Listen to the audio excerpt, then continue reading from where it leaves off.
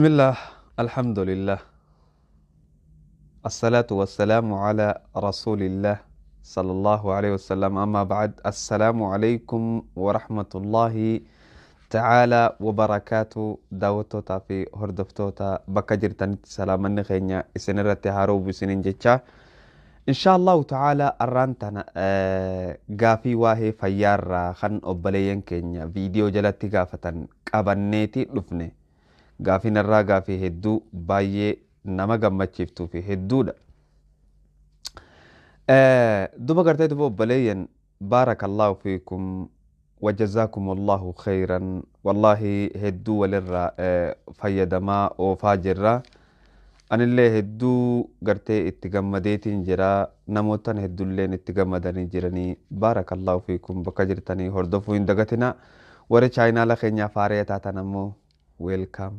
مرحبا بكم بغانا جيان دفتن سبسكرايب غوتاني لايك تويتاني اكا اوباليين خيسان برا غهو قولو هندغتنا اوكي ان شاء الله تعالى رانتنا غافين دور دور صوتان نوتي غافة منتا كومنتي جالا ديمني برباني فدن اوباليين هقاني في بلبلا خيسان نموتان غري غري تيجرا bilbila isaanii yeroo nan dawwalu naaf hin dawwalamu haa taatu garuu bilbila keessan jalatti gaafii teessan taqabdanis kaayyadha yoonii fi gaafii himachuu hin dandeenye taate obboleessa keenya Hamzaa gaafii tana barruudhaan kaahuu hin danda'u tanaafuu niin qaanfadha bilbila kana naa bilbilli kiyya takka waasaappi takka iimoodha jettanichi jala kaawu bilbila hedduu takka keessan garuu ammoo irra hedduu namaa hoggaan itti fuudhee itti bilbilu argachuu hin dandeenye.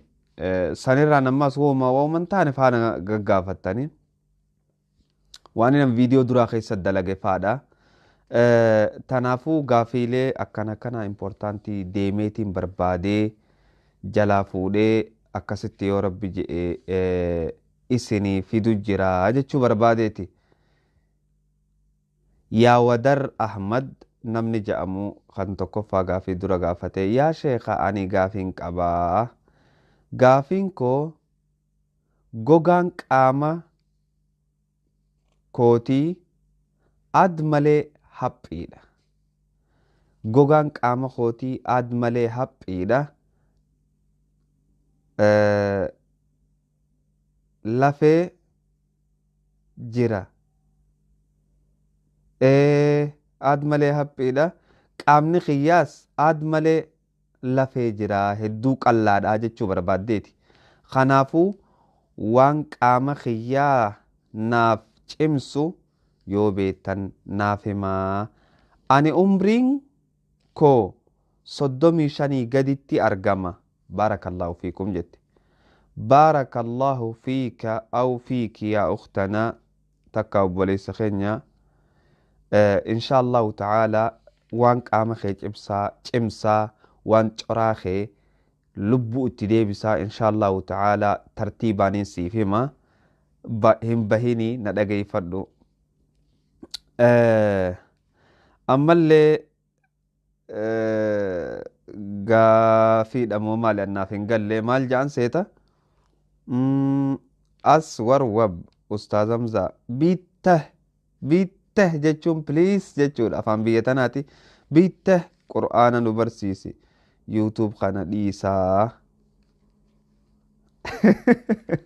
mee gaafii tana mee ilaalaa isin gaafii tana please qur'aana nu barsiisi youtube kana dhiisaa jechuun amma youtube irraanin isinitti haasoo jira miti nama kana jee kana ani hin beeku maqaa isaallee himuun hin feesisu maal ja'a mee fakkeenyaaf haya yuutuub dhiise inni nan beeku shaashaa xiqqoo tanarraan na beeka jechuun viidiyoo tana keessaan anaahuu Hamzaa tahuu na beeka malee argatti nan beeku taha takka na beeka taha ammoo qur'aana nu barsiisii yuutuub dhiisii jechuun yoo yuutuub dhiise qur'aana kana gaa jechuun mee akkamitti qur'aana jechuun waan qaaliidha dhugaa keetii mee akkamitti fakkeenyaaf YouTube dhiise qur'aana akkamittiin si barsiisa waliin beeynu gaafii hedduu na ajaa'ibsiifte waan na ajaa'ibsiise irraa YouTube dhiisi qur'aana nu barsiisi qur'aana waan ajaa'iba takkaan isinii hima wallahi qur'aana akka takkaa hin barsiifamin ittiin barsiise alhamdulillah akka gartee generationni dhufulleen insha Allahu ta'ala irraa gammaduu taa'utti lafa kaaye viidiyoo tana namni viidiyoo tana seenee laale qoodanaaf kaaya viidiyoo tana dalaguudhaaf sa'aalee hedduun irra fixe wallah toora sa'a 40 wayitiin irra fixe viidiyoo tana dalaguudhaaf like viidiyoon tun akka waan appilikeeshinaati ati waan amazing ta'e takkaan irraa gammadeetiin jira namootan irraa gammadanis jiraachuu malan haala kanaan insha Allahu ta'ala qur'aana guutuu du'aa inaa godhaa gaafan gattaa'ee akka generationni dhufuus haala salphaadhaan haala bareedaadhaan irraa fayyadamu goonaa jechuu obboleeyyan kiyya warri qur'aana barbaadan wallahi qur'aana haala kanaan barsiisee nama tokko ka dhufee gartee irraa fayyadamu hin agarre afaanuma waan jettan na fakkaata aronnaan hin beeku namootan hedduun ka qur'aana barsiisuu jiranis ni jira quraanni immoo waan hedduu cimaati waan hedduu bareedaati waan gaarii jette garuu immoo gaafiin ta'e waan amazing na godhe nama kana maqaa isaalleen dubbannu jenne bitta jarman keessa jira bitta qur'aana please jechuudha qur'aana nu barsiisi yuutuuba kana dhiisii akkamittiin si barsiisa yuutuuba dhiisee haala kamiin akkamiin wal arkuu dandeenya tun atiifuu gaafiidha gaafiin sadaffaa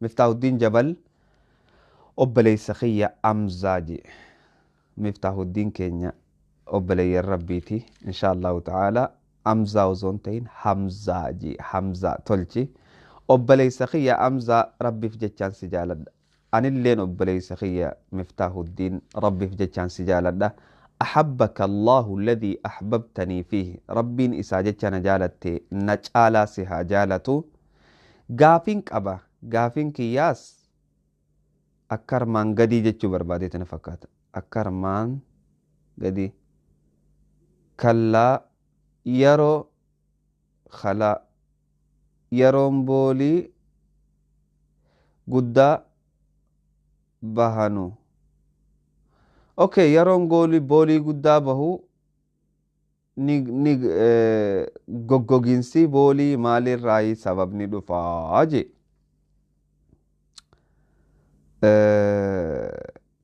sababni goggoginsa boolii waan irraa dhufuu fi waan boolii ta'e laaffisuus siifiin hima miftaahuddin baarakallahu fiika gaafii bareeddu gaafatte sababa goggoginsa booliitiis isiniifin himaa jechuu gaafiin afraffaa sifan umar jetti assalaamu alaykum warahmatullahi wabarakaatu jazakallah ustaaz mee dawaa funuuna balleessu naahimii rabbi isinirraa haa jaallatu jette baarakallahu fiiki atillee rabbi sirraa haa jaallatu dawaa funuuna balleessu funuuna jechuun dhiiga funyaan keessaa nama yaa'u balleessu abshir siifiin hima dawaa qaceellottiin sii hima jaalala mootii waa maraa namni jedhu immoo funyaan funuuna balleessuudhaaf yeroo funuunni si qabe funyaan bakka lafee jechuu fedheeti bakka lafee san jabeessii qabi san booda sirraa galaa inshaallah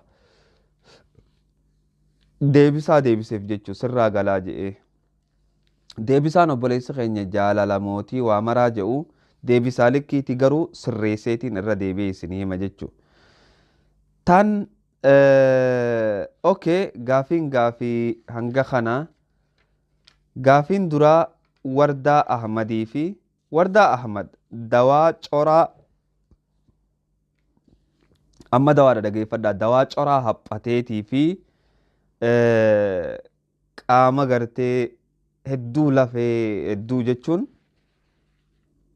foon irran jirre haala kamiin qaama kana jabeessinee akka inni nyaata isaa arkatu godhuu dandeenya Okay, na dhageeffadhu yaa Wadar Ahmad, yaa Wadar Ahmad, yaa Wardaa Ahmad takkaa'uu maqaa akkuma feetanii katabattanii timira habbaa torba ganama subii lafaa kaatee ganamuu jechuudha. Timira habbaa torba fuutee bishaan kubbaayya takkaa wajji daayitee dhuyda wajjin dhuyda jechuudha.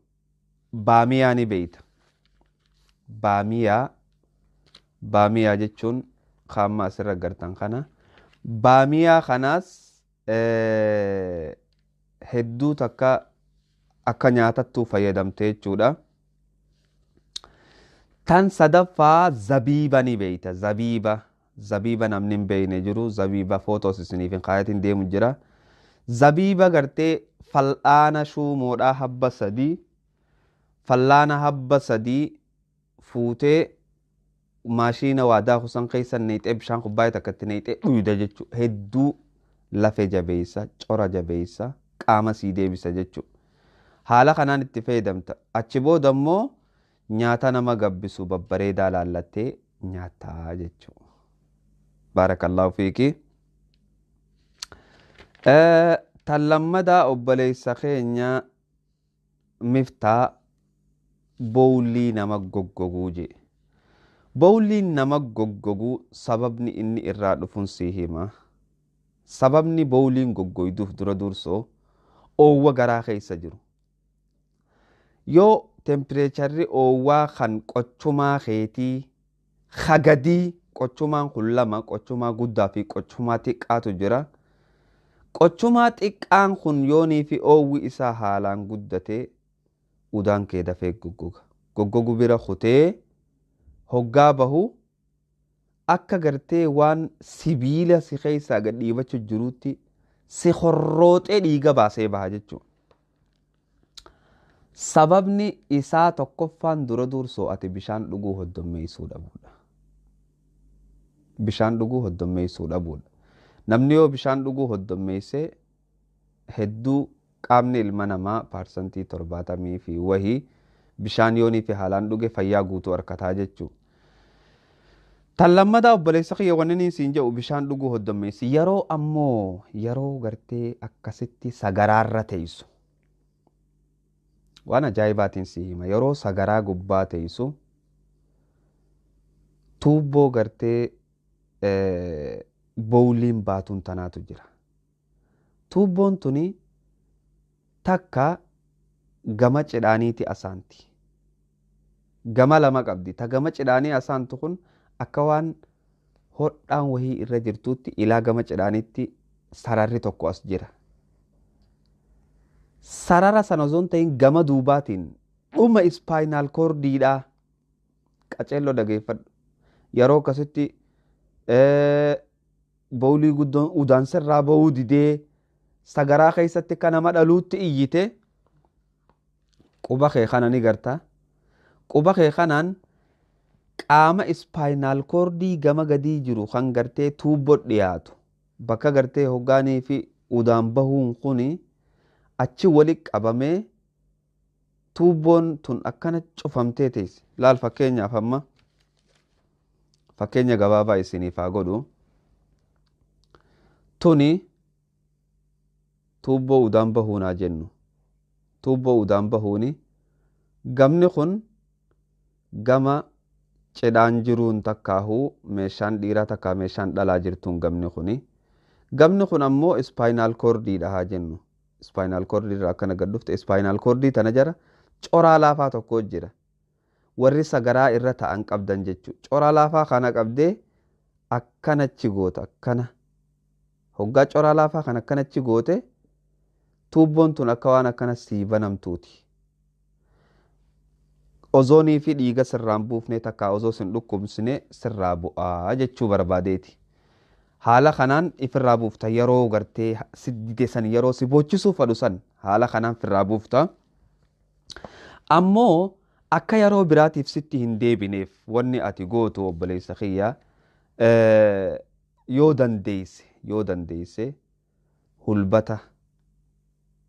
hulbata ni beeyta. Hulbata dhugan takka nama harargeetu beeka hulbata dhugan kana nama harargee yoo taate ni beeytaawii hulbata dhugan afaan biraatii waan ja'aniin hin beeku hulbata dhugan kana dhuubdee dhuydaa jechuu bishaan dhuguu hoddummeessita tan sadaffaa baamiyaa reefu an je'e san baamiyaa san haalaan nyaata keessatti nyaatta hedduu garaa laaffisaa jechuu barbaadeeti baamiyaani ammallee boqqolloo yoo nyaattes garaan kee hedduu laaffataa jechuu akkana fakkaatti Miftaahuddin Jabal hayyee sifan Umar maal jette dawaa funuunaa jette funuunni obboleeyyan harka dhibbarraa 90 sababni inni itti dhufu tuqinsa funyaan kana funyaan keenya kun akkana yoo kan jiraatu tahee obboleeyyan qaceelloon laala funyaan keenya yoo akkana kan jiraatu tahee namni gari uraan asumaan ol kuttee asumaan ilaa mata dheeyxisa uraan akkasii miti uraan funyaanii asiin akkanatti asiin karaa laagaa gad deebiti asiin akkana karaa laagaa gad deebiti jechuudha uraan funyaanii kun balloodha uraan asumatti qomalee yoo nama qalama kana keessa kaayigaan hin danda'u ilaa hanga qalama kana ilaa asitti fixattuuti jechuudha. Funuunni sababni isaa funuunni maas achi olii dhufa sitti hin fakkaatin asumaa dhufa laal asuma gama keessaatiin hoggaa dhufuu irra guddaa tuqinsa ati akkana bakka tana ta'u xooni dhufa maali sababni isaa dhufuun yoo kan jettu taate sababni isaa tokkoffaa ati dhiigni qaama keetii xiqqaachuu yookaanuu dhawatinsi onnee teetii haalaan ol ka'uu dhawatinsi onnee teetii dhubtan jettu tuni tan qiyaasa dhoytu tuni qiyaasa bira kutuudha tan lammadaa qabbana goggoyduu fi oowwa hamtuu keessaasin dhufa namootan gariitti funuunni kun idan maal irraa dhufoo kanaan jettu taate funuunni garii waan irraa dhufuutu jira naannawa kana gartan akkanatti naannawa kana gubbaa dhiiga walitti qabamuutu jira dhiini kana bakka tanatti walitti qabamu obboleeyyan asiin walitti qabamu yeroo takka walakkaa nama dhukkubduu jira yeroo bakkitu walakkaa nama dhukkubde namni keenya maal ja'a samboor irraa godhaa ja'a dhiiga fufurdaa fokkotaa kana dhub godhanii sirraa yaasa waan namni keenya irra dhaqqabirraa jechuu yeroo san dhiini kun sirraa bahuun dirqama jechuu dhiinichi walitti qabamee si dararu kun sirraa bahuun dirqama mataalleen sin dhukkubu jechuu sababni isaa dhiini kanamatti namarraa yaa'uun kuni irra guddaan iftuqinsaati iftuqxurraayi kaan ammoo rakkina dhiigaa kan qaama keessa jirurraahi dhukkuba akkasitti haalaan badaatii miti garuu ammoo yeroo dhukkuba badaa ta'uutu jira dawaa isinii fi nima yeroo inni dhukkuba badaa ta'uutu jira yeroo hoggaa funuunni sirraa yaa'u akkanatti aboo alla mataa ol qabaa kophee fuudhaatti qabaa xuri kophee lafaa bar kophee lafaan deeman tana fuudhaatti qabaa jaanii kanas qabanii takka addii kee funyaanis qabanii kanas godhan hoggaa kanas godhan dhiini kun gad deebi'e obboleeyyan dhiini kun hoggaa gad deebi'ee garaa dhaqee waa hedduu balleeysa filiis hoggaanii fi dhiini funuunaa isinit dhufe abadan mataa keessan olin qabatina akka garatti isin gad hin buuneef yoo dandeeysee akka gartee jaalala mootii waa maraati je'e san jaalalti mootii waa maraa gurbaan je'e kuni gartee funyaan kee akkana qabii dhaabbadhuunii je akkana jechuun lafeetu as jira amma lafee funyaan keenya as jirti lafee tan akkana qabdee dhaabbattaan je akkana jechuun akka dhiini kee garaa keessa sin kunneef akkasii yeroodhaaf yoo akkasi qabdee dhaabbatte yaa'ee dhumaa jechuu dhiini haga ba'uu barbaade san achi booda sirraa dhaabbata tan biraa ammoo dawaa mana haakimaarraa isin fudhattaniitu jira dawaa mana haakimaarraa isin fudhattan maaliif isin fayyada yoo kanaan jettu taate yeroo garii haa qilleensi tokko dhufee funyaan kana keessa seenee akka waan nama gartee bishaan funyaan keessa ol seenee godhuutu jira wanni kun akka waan gartee qaama kee kana ifi uruu dandahuu oowwinii fi qabbantisan laa walaakin qabbanaa fi owwoo zoon ta'in dhaawatinsa dhiiga keetiitu akka waan ati osoo hin beeyne akkana faayetta akkanuma jechutti firra gar akkanatti qubaa fi duraanuu xarafarra jira akkana dhiiga firra gartaa jechuudha. Dawaan ammaan isin garsiisu kana dawaa kana fuutanii fayyadamtanii jechuudha. Hedduu takka isin fayyada.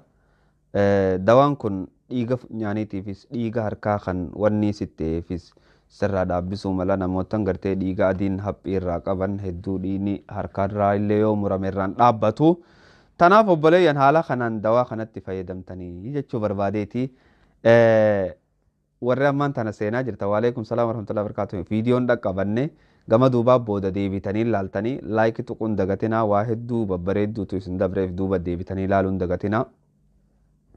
Tanaaf obboleeyyan viidiyoo teenya tana laayikii tuqxanii namootan hedduu biraan nu ga'uu hin dagatinaa. Gaafiilee teessan ammallee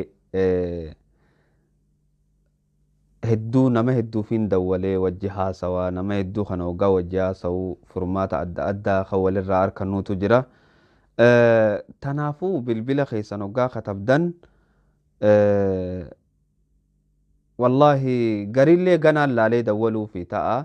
Garii ammoo hoggaan laaluu bilbilli isaaniitu naaf hin bahu. Tanaaf bilbila jalatti gaafii teessan kaayaa. Gaafiin gaafii waan kanaati impoortaantiidha. Sittiin himuu barbaadaa waan jedhu takka dubbattanii kaa'uun dirqama isinitti tahaa jechuu barbaadeeti. Haga viidiyoo biraatti walitti deebinutti uhibbukum fillah rabbii jechaan isin jaaladha ummata kiyya. Haga walitti deebinutti assalaamu alaykum warahmatullahi ta'ala wabarakaatu. San duratti immoo san boodatti jechuu barbaadeeti namootan gariitu jira. Aronnoo annaaf hin galle. Fakkeenyaaf wanni Hamzaa Shee Jaaber dubbate ifi wanni gartee doktoroonni biraa dubbatanis khilaafa takka hin qabu. Obboleeyyan dawaa gartee namni kanumatti firraa himu hin fayyadamina itti duuta. Tanaaf obboleeyyan waan akkanumatti lafaa kaanee nuti yuutuubiif jecha yookaanuu yuutuub boruu cufama. Lubbuu namaa ammoo rabbiin guyyaa boruurraa namaa gaafata. Irraa nama gaafata. Namni osoo namni sin beeyne sin madaalin. Namni sin beeyne si hin madaalin abadan. Asirratti na agare asirratti na beeka takkaahu wanni inni wal beeynu waa xiqqotaa. Waan ebalu jedhu muka ebalu jedhu maarree ebalu jedhu hin fayyadamina. Googilis namaatu dajjala taa'ee dalaga maleekaa miti. Dawaa haakimaatis namaa jala taa'ee dalaga maleekaa miti. Namni san ammoo guutuun aadamirraa dhufe barnoota namni kaan qabu kakun himuu wajji yoo kawal dhabu ta'e kakaan himu dhugaa tahuu rabbii wahyii si godhee sin beeysif. Maaliif jennaan jarrabdee laaluudha. Waan amma jennu kana hunda waan mujarrabaata. Waaninan je'u kana mee deemii doktora gaafadhu. Yoo doktorri waaninan je'u ala siin je'e amma booda dhuftee viidiyoo tiyya hin laalin. Yoo doktorri waaninan siin je'u ala ka siin je'u taate viidiyoo tiyya hin laalin chaayinaala kiyya jalaayis bayi ansittiin kijibu jire jechuudha. Tanaafuu obboleeyyan waan doktorri gartee je'u waan doktorri doktora tahee waa asirra fannifatee himuuf jecha Hamzaa Shee Jaabir je'u kijiba tahuu hin dandeessu. Ani beeku namootan garii waan garaa gubuun beeku waan kanaan fayyadaminaa jaanii kaanii lallaban. Daarektii osoo namatti himanii bareeda. Hoggaa waa namatti himtu harargaayii namatti himi. Harargee jechuun garaa dhoofteen namatti himti. Tanaafuu asumarrattiin isinirraa gabaabsaa. Luuqaan deemin jechuu asumarrattiin isinirraa gabaabsaa. Assalaamu alaykum warahmatullahi ta'ala wabarakaatu.